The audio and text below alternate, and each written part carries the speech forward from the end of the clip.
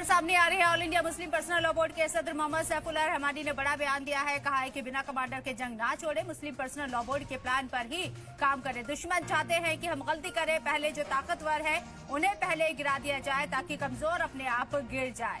वहां से नहीं कि all India Muslim personal law board ने एक तहरीक चलाई है। उस तहरीक के तहत लोगों को इकट्ठा होने के लिए कहा गया है और इस नए कानून की मुखालिफत करने के लिए कहा गया है। और अब ये बयान सामने आया है all India Muslim personal law board के सदर मोहम्मद सैफुल्लाह रहमानी का। जो फौज कमांडर के बगैर लड़ती है वो बिखर जाती है, वो कामयाब नहीं होती।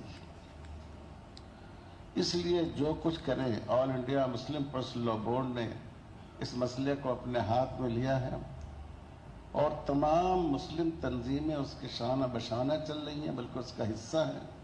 बोर्ड की तरफ से जो बात आए उस पर अमल कीजिए, अपने तौर पर कदम न बढ़ाइए। आप याद रखिए, आपके दुश्मन चाहते हैं कि आप मुश्तहिद हो। इस मौके पर अक्लमंदी यह है कि आप अपने आप को इश्तिहार से बचाएं। जो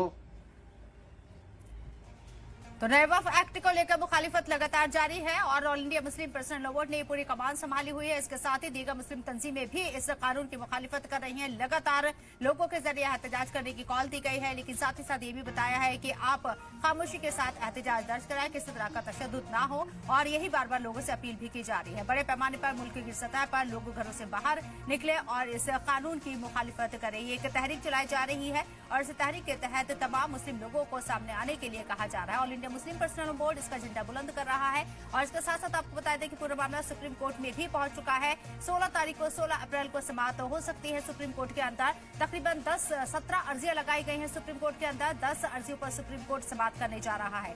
जमीयत उलमाए हिंद की अस्सलामु अलैकुम व रहमतुल्लाहि व बरकातहू। अज़ीज़ान मिल्लत इस्लामिया, आप तमाम उम्मती को अबू फैसल की तरफ से सलाम अर्ज़ है। घर में बड़ी पर्दानिशीन इज़्ज़तदार माँ और बहनों को अबू फैसल की तरफ से सलाम अर्ज़ है।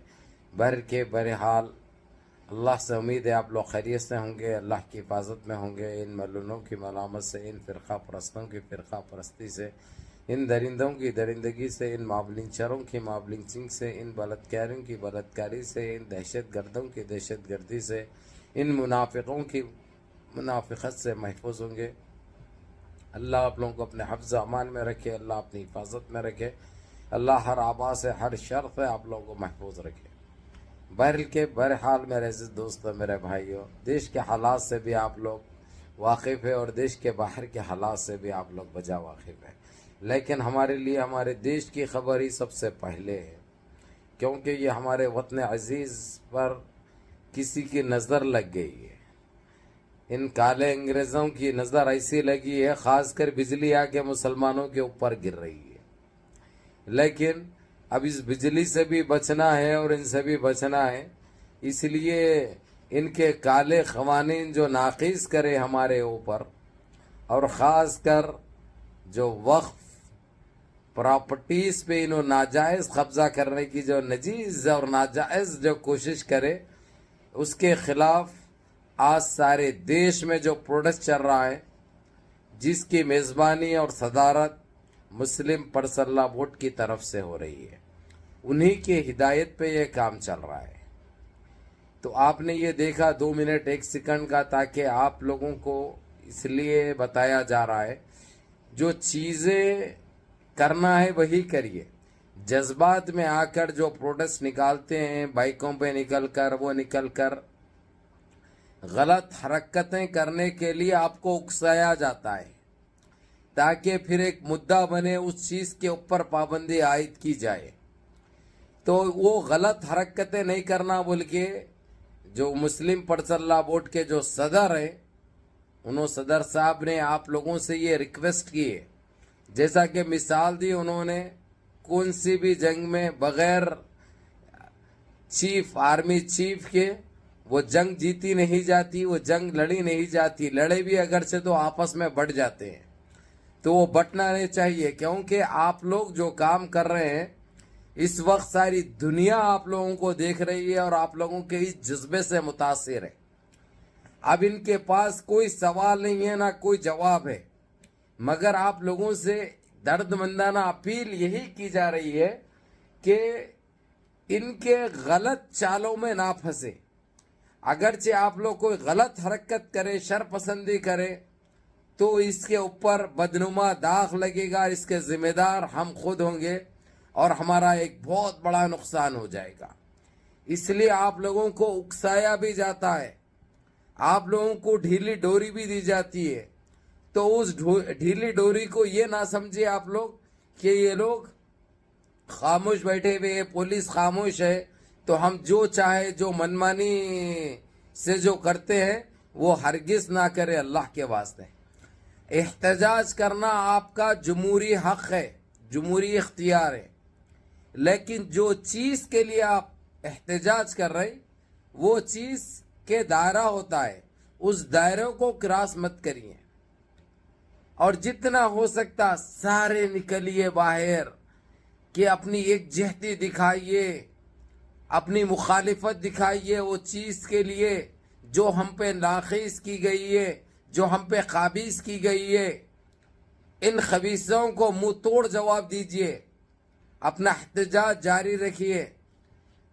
بہرحال آپ لوگوں سے یہی کہے، وقت وہ مسلم پرسنل بورڈ کے جو صدر ہیں فی الوقت وہ سارا اپنے ہاتھ میں لے کر وہ لوگ سارے دیش میں یہ احتجاج کروا رہے ہیں. ان کی ہدایت پہ ہو رہا ہے، ان کی سپورٹ سے ہو رہا ہے، ان کے کہنے سے ہو رہا ہے، اور وہ ہر چیز کے وہ ذمہ دار ہے. لیکن وہ ذمہ داری ان کی کہاں تک چلے گی اگرچہ ہم جائز کام کریں تو؟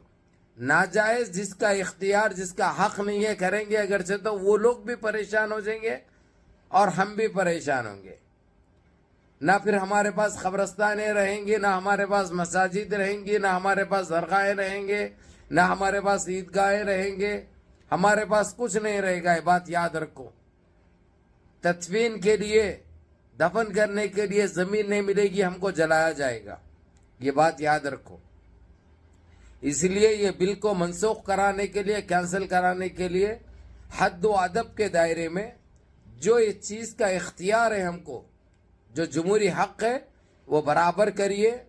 اور جتنا ہو سکتا ایک دو نہیں سارے نکل کر اپنا احتجاج کریے.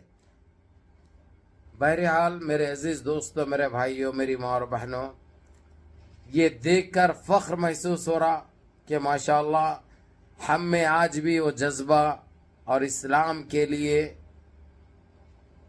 آج بھی ہمارا ایمان پختہ ہے.